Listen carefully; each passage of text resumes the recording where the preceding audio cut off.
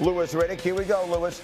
I got people, after watching what the Bears have done this offseason, beginning with the coach and all the offensive talent they've accumulated, I got people saying Caleb Williams is going to be an MVP candidate this season. Is that ridiculous? No, it's not ridiculous. Look, I think starting with Ben Johnson and then moving to the work that they did in free agency with fortifying the offensive line, adding to the weaponry at the wide receiver position. Look, Colston Loveland, the tight end from Michigan, is a star. He's an absolute star. Luther Burden, look, we kind of forgot about him in the pre-draft run-up. This guy is a stud, too. To go along with Rome Odunze already and DJ Moore, this team is loaded. Caleb has no excuses. And you know what? I don't think he's looking for any. I think this kid is going to light the world on fire this year and really, once again, have people debating him and Jayden Daniels again. Well, that's the interesting piece. See, that is a fascinating thing to say, and that's putting it out there and seeing what happens. Because my immediate reaction to this, I don't mean to skew towards the somewhat negative, but my immediate reaction was, okay, kid, now it's all you, right? Yeah, I mean, last year they had every reason in the world why he didn't play well. Now he has every reason in the world to be the MVP of the league. But that's exactly what Caleb Williams wants. This kid's never shied away from the spotlight, from being a five-star to wanting to start at Oklahoma when Spencer Rattler was the incumbent starter who was supposed to be a first-round draft pick. Yeah. He knows it's all on him, and this is what Ryan Poles was supposed to do. When you draft Caleb Williams, you put the infrastructure around him to succeed. Last year, we thought it was in place. This year, we know it's in place. Yeah, Ben Johnson at the beginning of that conversation, and then Colston Loveland and Luther Burden at the end. Okay, next one, staying in the division. Lewis, if I said J.J. McCarthy is going to lead the Vikings back to the playoffs this season, is that ridiculous? Not ridiculous at all. I'm a big-time believer in J.J. McCarthy. I'm a big-time believer in Kevin O'Connell. I'm a big-time believer in Josh McCown. And that triumvirate right there is enough for me to go ahead and say that J.J. McCarthy is going to be well on his way. As long as nothing goes wrong with that meniscus repair, I think he's going to be just fine. Look, they tried to fortify the interior of their offensive line in the draft with Donovan Jackson. They drafted the kid out of Maryland in the third round, Ty Felton.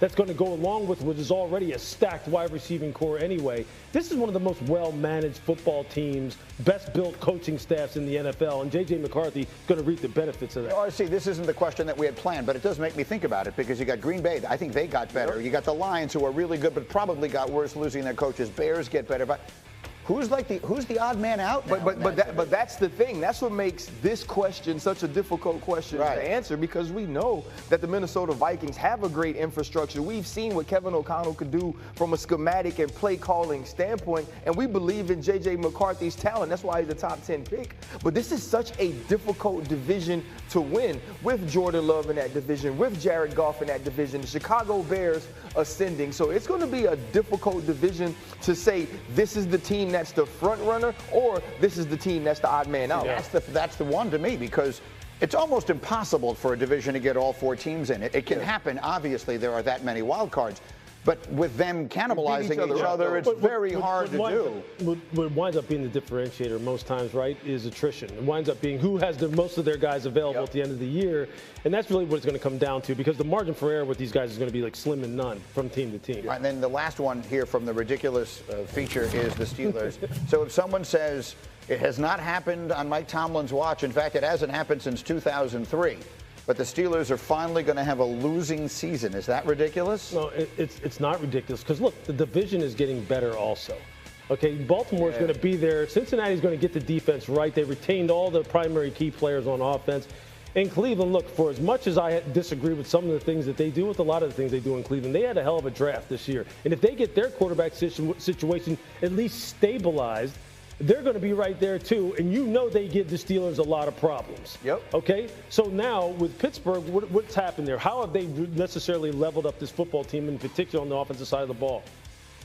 Well, maybe the offensive line will be healthier this year.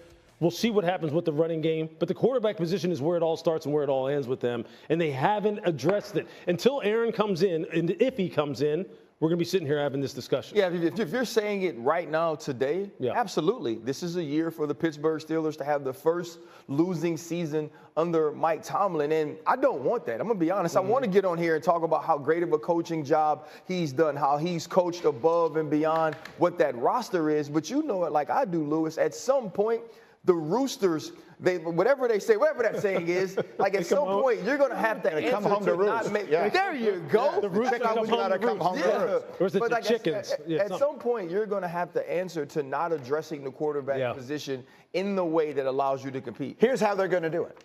Aaron Rodgers, the last minute, is just going to come wheeling in the same way that we sometimes will just wheel people in, and the way we're wheeling in Joe Fortenbaugh. This is nice. They're just going to wheel in Aaron Rodgers, and Rodgers, I'm telling you right now, is going to wind up playing better than people are suggesting. This dude stays on TV now. Here's what, that's Brandon. We don't do this on ESPN too, by the way. This is classy treatment. You got some lifesavers, Brandon? Here's inside joke. Here's what I think was going on. I'm just guessing, to be clear. No one knows what's in Aaron's head. How does anyone? But here's what I'm guessing. I'm guessing Rodgers was waiting to see what the Steelers did in the draft. Yeah. Because if they drafted Shedeur Sanders in the first round at 21, or even if they took him in the fourth round, that might have been Rodgers looking at it saying, you know what, I just don't want to get myself involved in that. They'd be looking for reasons to get him on the field.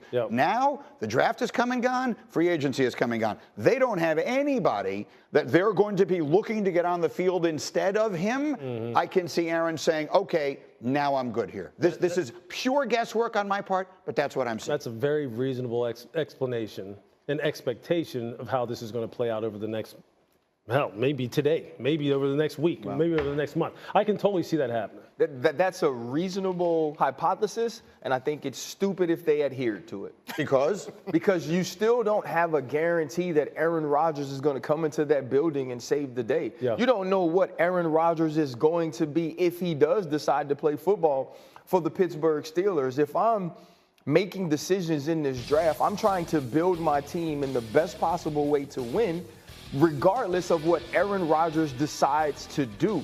Because if you make all of these concessions or if you make all of these decisions just for Aaron Rodgers, as we just watched another organization do for the last 2 years, it doesn't guarantee you a championship. It doesn't guarantee you a playoff spot. Absolutely not. What are you looking at, Steelers? Win total's 8.5. You bet over, you need 9 wins. You bet under, you need 8 or fewer. I would bet under. 2 paths here. One, Rodgers doesn't show up, which means under 8.5 looks pretty good given their current situation. Or Rodgers does show up, and you get a quarterback who's going to be 42 years old in December. And the last 2 seasons, we saw him start in full. Jets last year and a few years ago with Green Bay. Play was in decline. Offense, both those years, ranked bottom half of the league in EPA. That's a telling indicator. One note on Pittsburgh. Last 5 years, 37, 15-1 in one-score games. That's a testament to Mike Tomlin and how well prepared that team is. But at some point, the math tells us that number is going to drop. And when that number drops off, things are going to go against you in a bad way. Would be interesting to see how they had these quarterbacks stacked outside of the guys who went at the very top of the draft. Are you saying the draft? Yeah, exactly. Because, not having that second-round pick really changed a lot of the calculus for them as far as how they were going to build this football team